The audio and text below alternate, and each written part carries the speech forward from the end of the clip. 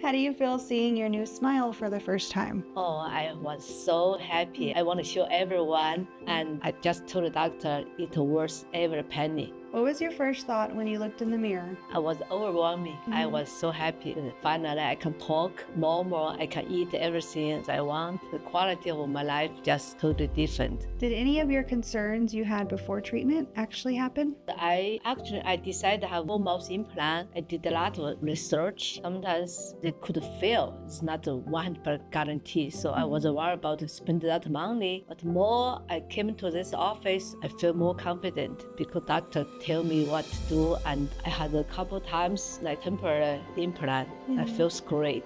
How has your confidence changed since the procedure? Oh, much different.